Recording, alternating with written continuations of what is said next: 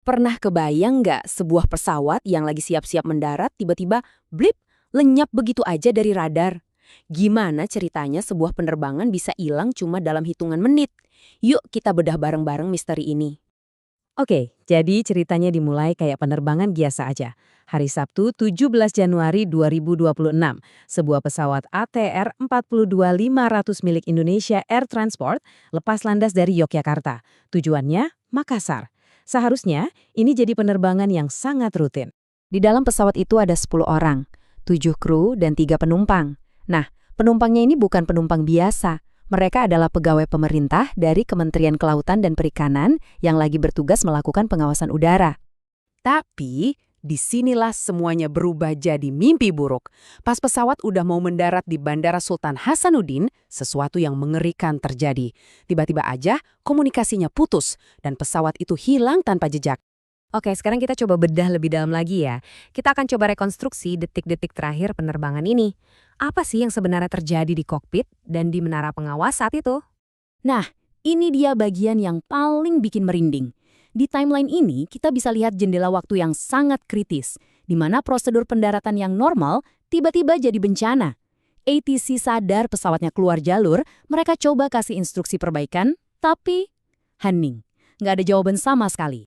Begitu pesawat nggak merespons, ATC langsung mendeklarasikan di Tresfa. Ini istilah yang benar-benar nggak mau didengar sama siapapun di dunia penerbangan. Ini bukan cuma status sinyal hilang, ini adalah deklarasi resmi kondisi bahaya tingkat tertinggi. Dan begitu kata ini diucapkan, operasi pencarian dan penyelamatan super besar langsung digerakkan. Dan kutipan ini benar-benar ngegambarin betapa mendadak dan bingungnya situasi saat itu. Bayangin aja, buat para petugas di darat, 1 menit pesawatnya ada di layar, menit berikutnya lenyap. Oke, pesawatnya hilang. Terus gimana? Nah, disinilah babak baru dimulai. Pencarian besar-besaran yang penuh dengan tantangan luar biasa. Coba bayangin skalanya. Sebanyak 400 personel gabungan, dari Basarnas, TNI, Polri, sampai relawan, semuanya turun tangan. Ini bukan pencarian kecil-kecilan, ini adalah operasi masif yang nunjukin betapa seriusnya situasi yang mereka hadapi. Tapi tantangan mereka itu luar biasa berat.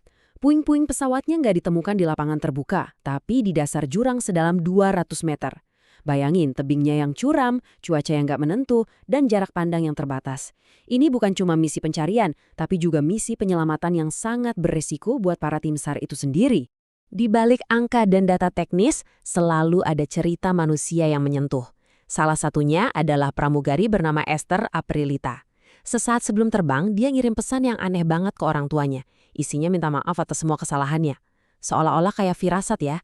Dan ini bikin tragedi ini jadi terasa makin personal dan menyedihkan. Nah, setelah puing-puingnya ketemu, barulah para investigator bisa mulai kerja.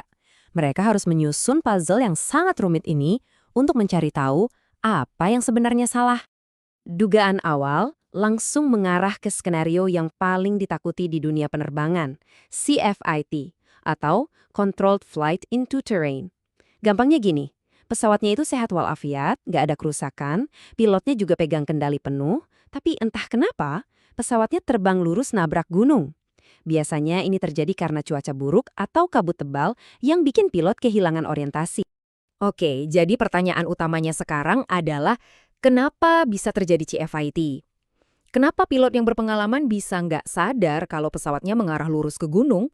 Nah, dari sini muncullah beberapa teori kunci dari KNKT. Salah satu kebingungan terbesar itu ada di satu alat kecil tapi penting banget, ELT atau Emergency Locator Transmitter. Alat ini tugasnya ngirim sinyal darurat secara otomatis kalau terjadi kecelakaan. Pertanyaannya jadi ada 2. Pertama, apa mungkin ELT-nya rusak duluan, bikin sistem navigasi kacau dan akhirnya pesawat nabrak? Atau skenario kedua, pesawatnya nabrak gunung dulu dan benturan keras itu yang menghancurkan ELT sebelum sempat ngirim sinyal? 2 teori yang sangat berbeda kan? Dan ceritanya jadi makin rumit. Muncul 2 petunjuk lain yang jujur aja cukup mengganggu. Pertama, ada pengakuan kalau pesawat ini punya masalah mesin sehari sebelumnya. Kedua, dan ini fatal, manifest penumpang resminya ternyata nggak cocok sama daftar kru yang beneran ada di pesawat. Ini bukan sekadar salah ketik loh, ini nunjukin ada masalah serius dalam prosedur keselamatan dan pengawasan mereka. Nah, semua temuan ini bikin kita jadi mikir lebih luas lagi. Apa ini cuma kecelakaan tunggal yang apes, atau sebenarnya bagian dari sebuah pola yang lebih besar? Ternyata, kalau kita lihat sejarahnya, kecelakaan ATR di Sulawesi ini bukan satu-satunya loh. Sudah ada beberapa insiden fatal lain di seluruh dunia yang melibatkan pesawat jenis ini. Dan beberapa di antaranya punya kesamaan, terjadi saat cuaca buruk. Memang ada analisis yang bilang, karena pesawat turboprop ini kan ukurannya relatif kecil ya, jadi pas kena cuaca ekstrim kayak turbulensi atau lapisan es, stabilitasnya mungkin jadi sedikit lebih rentan. Dan ini membawa kita ke pertanyaan paling akhir dan paling penting. Mulai dari masalah mesin yang udah ada sebelumnya, sampai manifest yang gak akurat. Semua ini nunjukin ada prosedur yang dilanggar kan? Jadi pertanyaannya, kalau sistem dan prosedur yang seharusnya menjamin keamanan kita semua ternyata gagal, lalu siapa yang harus bertanggung jawab?